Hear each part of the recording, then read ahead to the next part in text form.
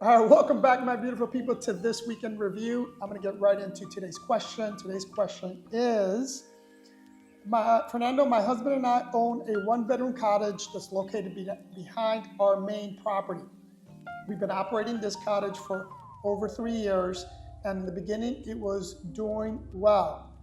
But every year since, we've noticed that our occupancy rate continues to drop, as well as our revenue. Please help. Great question. Great question. And it is a problem for a lot of what I refer to as mom and pop operators. A lot of people got into this game at the peak when it really didn't matter what you put up on let's say Airbnb, you were going to do well.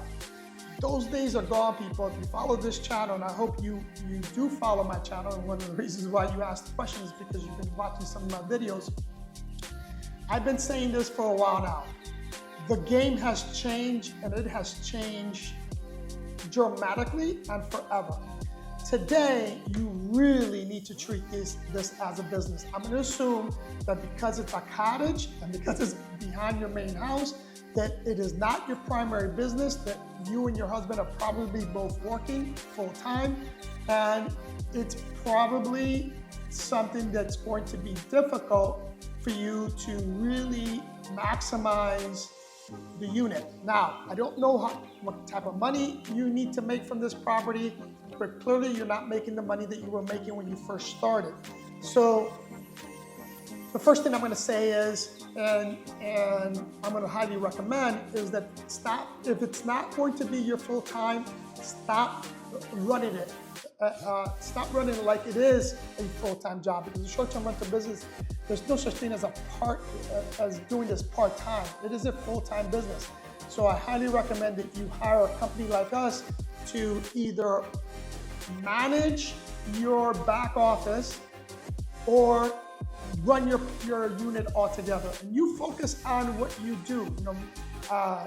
Again, I'm going to assume here, based on the little facts that you gave me, that it's not your full-time job. So, but even if it was your full-time job, clearly there's something going on that's not allowing you to maximize your profits to what they were before.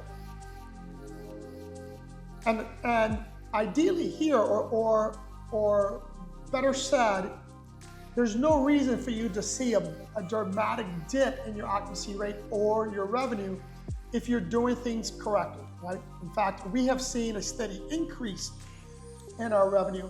But again, it's much harder for us to do it. We're spending a lot more money, and what I'm about to go into, to get the same results we were getting back 3 or 4 years ago, right? So having said that, here's the number one thing you need to be doing if you don't hire out the managing or the operations side of your house. You need to hire someone to do the marketing for your property, or you need to solely focus on marketing. Marketing is going to be crucial for the success of your business, and I'm going to give you 7 reasons why it is. The first, and probably the most obvious reason you need to market, is for visibility and awareness. I said this before, and I'll continue to say this. You can have the best property, the best amenities, you can provide the best service, but if no one knows you, you're not going to get customers. I'm going to give you the flip side of that, right? I'm going to give you, because on the opposite side is, you don't have to be the best. You don't have to have the best. You don't have to have the best amenities, be in the best neighborhood to be successful. I'm going to give you an example that you're probably very familiar with, and that is McDonald's. McDonald's does not make the best hamburgers. In fact, I would argue that they make one of the worst hamburgers, yet they have a huge market share in the hamburger business. But the reason they have that huge market share is because of their marketing. Those yellow arches are known worldwide. So marketing is going to give you the necessary visibility and awareness to make your short-term rental property profitable. Next, marketing is also going to give that potential guest the necessary credibility and trust that they need to book your property.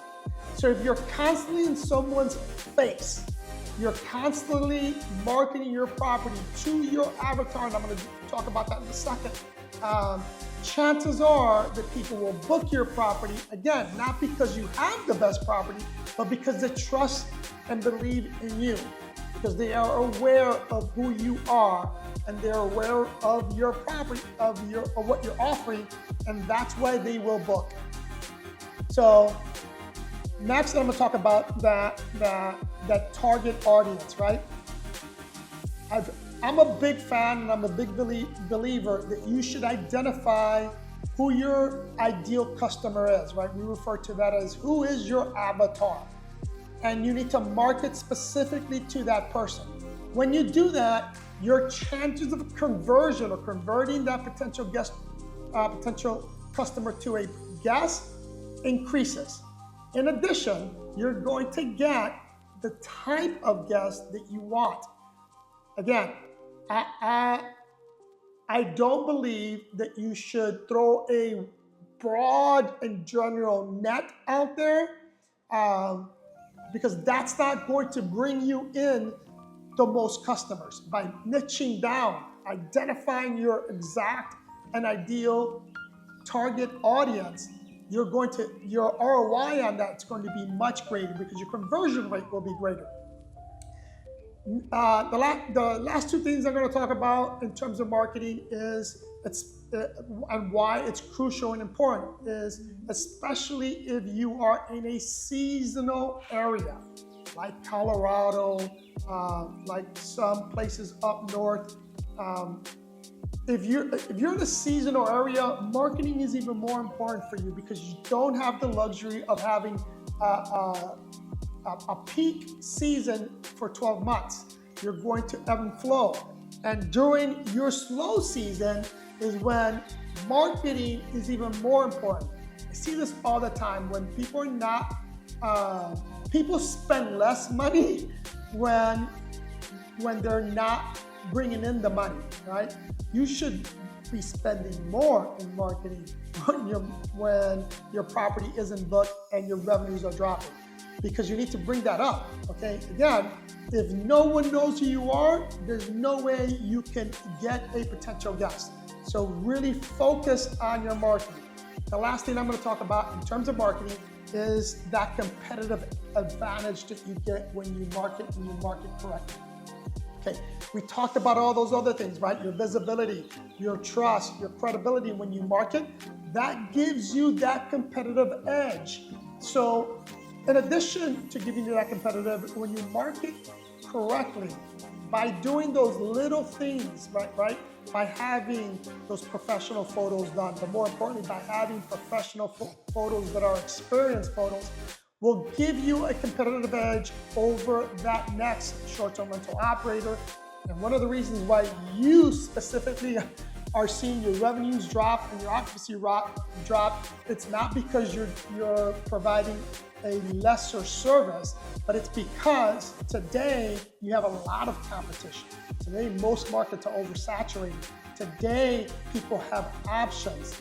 And without really good targeted marketing, there's no way for you to stand out and start taking pieces of the market or getting back the market share that your property deserves. Anyways, hope that information was useful. Let's move on. I'm going to get right into our revenue, but since this is the last week of the month, I want to go ahead and give you an overall picture of the last 3 months in terms of revenue and how creating your strategies and understanding your KPIs or your key performance indicators and like really studying that and using that to help you market, help you strategize for the future is important. So I'm going to go back to May. And before I do that, remember, again, if you are a loyal follower of my channel, specifically of the weekend reviews, you've heard me say this before, right? You know that my target occupancy rate is 75%, between 75 and 85%. Now, understand that there is a correlation between occupancy and revenue, but it may not correlate necessarily between occupancy and rental revenue. In my weekend review, I don't just give you rental revenue because our company just doesn't, we don't rely on rental revenue. Rental revenues are predictable in the short-term rental market.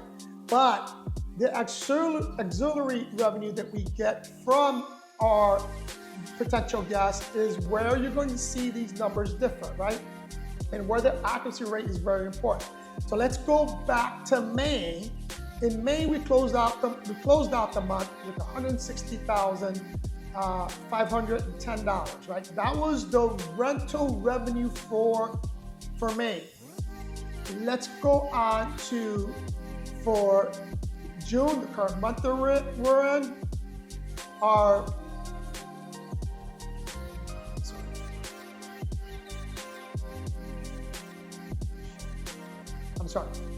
Now let's go into June.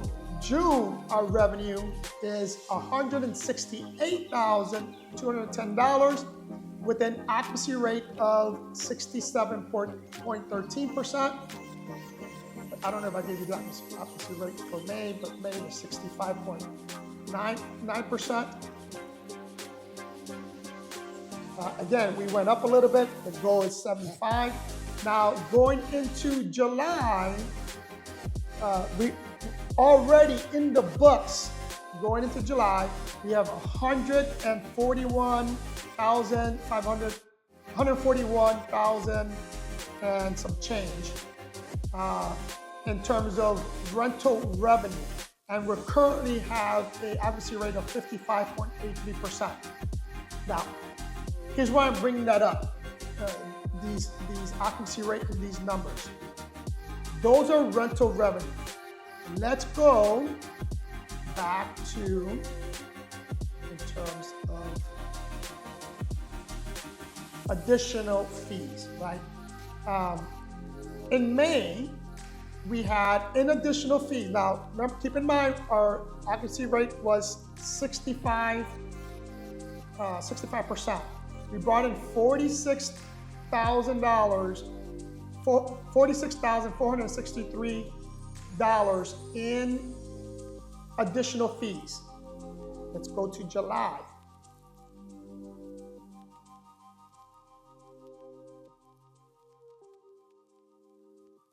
In July, again, we're at 55% occupancy rate with a rental revenue of over $141,000. But our additional revenue stream is at $52,000, right? So we're nowhere near the occupancy rate that we want to be at. We're at 50% currently, 55% going into July. And understand that our booking window is short, right? Right now, booking window is only about a week away. So most people are booking within a booking window of a week. So these numbers are going to definitely increase. And if you follow my weekend review, you saw that these numbers, as we went on, we just created more money and more money and more money. And our occupancy rate, starts to increase as we continue to go into the month. But the important aspect here is not only is our additional revenue an important revenue source, but understanding that when your occupancy rate starts to go up, so does your average daily rate and so does your RevPAR. So that's why for me, it's important to get up to that 75% occupancy rate, but I don't want to go higher than 85% because that just tells me that we underpriced our properties, and then we're actually losing revenue when we do that, because our operating cost increases, our workload increases, so we spend a lot more time putting out fires. There's a lot that goes into it, but understand that when your occupancy rate is higher than 85%, you're not necessarily making more money because of all the auxiliary stuff that comes with running a business. Anyway, hope that makes sense. If it didn't, do me a favor, ask the question below. Let's go into our staffing. Nothing new to report in staffing. No issues this, no, I take it back. We do have, we're going into the summer months, right? And already we had 2 ACs go out. This is why it's important as a short-term rental operator, or even if you're not a short-term rental operator and you're running a property management business, that you stay on top of the maintenance with your ACs. Now, as the units get older, this stuff is going to happen. Recently we went through a very, I think last week or the week before, we had record highs. We're going through a heat wave. It puts a lot of stress on these units. But this is why it's important that you do 2 things. Make sure that each month you're properly maintaining your AC units, but more importantly, make sure you control how your guests use the AC. We lock our thermostat. They can't bring it below 71, and they can't move it up higher than 78, right? That's that range. But you also need to have or monitor your property. For example, oftentimes in our properties where we have pools, people like to leave the doors open so people come in and out of the house. But we have in our technology or tech stack, we have a device that tells us when the humidity inside that unit goes up. Most of the time when that happens is because either a window or a door is left open, so we get to notify or call the guest and ask them, hey, we noticed that the humidity is unusually high. Can you confirm that the windows and doors are closed? And it reminds those guests to do that, because when they leave the doors open and the windows open, not only are you losing money in terms of energy costs, but it increases the workload for that unit, which can cause it to freeze up and malfunction. So that's an issue that we're not, now that we're in the summer months, we're really paying attention to, and you should be as well. Let's move on to project progress. Really nothing to report there. I'm back in Georgia. Our grapevines are coming in really, really well. We're starting to see a lot of the grapes. But again, unfortunately, we're a month behind. I don't know how the harvest is going to be, but I'll let you know once it's time to start that harvest. We also added, we did some improvement to the property. Like for example, in our pond, we added a beautiful fountain that has at night the LED lights that changes colors. Last night we put it in, there's a mode that you can put in, it's called the 4th of July. It converts the fountain to some nice red, white, and blue colors. Super excited about that. But speaking of the 4th of July, we went out and purchased a lot, I won't give you the number, but a lot of fireworks, because we're going to be doing a fireworks display in this vineyard. A lot of families coming in, so we're going to be celebrating the 4th of July here with an awesome fireworks display. That's going to conclude this video. If you have any questions or comments, please list them below or DM me, or more importantly, please consider buying me a coffee. If you buy me a coffee, I will reach out to you with my email, and we can speak directly. Also, if you're looking to go on vacation this summer or planning for the fall, DM me. We have a lot of specials going on. Dream Vacation, who's the sponsor of this channel, currently has 60% off the second person, if you book any cruise between now and I believe it's the 15th of July, for any sailings up to April of 2025. So if you book any cruise, you're going to get 60% off that second passenger, and we will be throwing, or myself, I will be throwing in a one-way ticket. You can just purchase the return to anywhere you want to go. Anyways, love you guys, and I'll see you in the next one.